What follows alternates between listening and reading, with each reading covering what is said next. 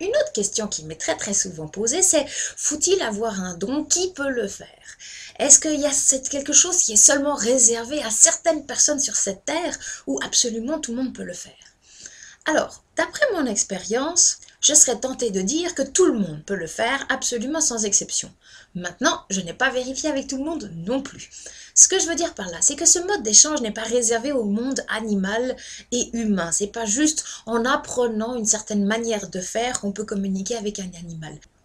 Ce mode d'échange, je l'utilise également quotidiennement avec les bébés humains, ceux qui ne peuvent pas encore s'exprimer avec des mots afin de résoudre un certain nombre de problèmes journaliers. Donc, il faut savoir que dans ce sens-là, nous sommes nés avec cette aptitude, sinon je ne pourrais pas le faire avec ces bébés. Donc, c'est pour ça que j'ai envie de dire, oui, à peu près tout le monde est né avec cette possibilité-là. Maintenant, de la même manière, nous sommes tous nés aussi avec la possibilité de chanter.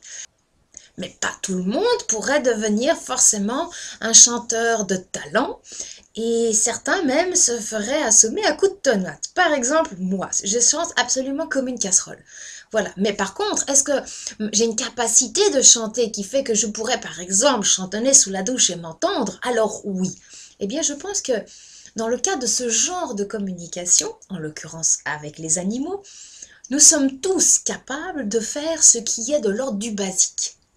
Nous pouvons tous échanger facilement de l'information, c'est simplement quelque chose à réveiller puisqu'on ne l'a pas utilisé depuis qu'on était tout bébé. Par contre, c'est vrai qu'il y en a certains parmi nous qui seront plus doués que d'autres pour creuser les questions, pour aller plus loin, pour appréhender plus loin, et qui seront plus doués pour traduire ces informations qu'ils vont recevoir en mots. Certains parmi nous reçoivent des émotions, des sensations, des images, et ont de la difficulté à la retraduire ensuite en mots, de manière à pouvoir transmettre cette information, par exemple, au propriétaire de l'animal.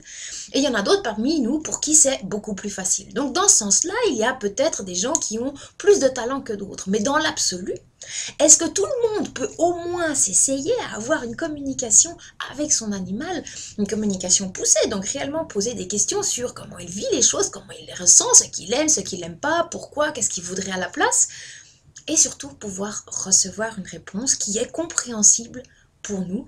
Donc oui, tout le monde, à mon avis, à part peut-être de très rares exceptions que je n'ai pour le moment pas rencontrées, je pense qu'en effet tout le monde est à même d'utiliser ce mode de langage.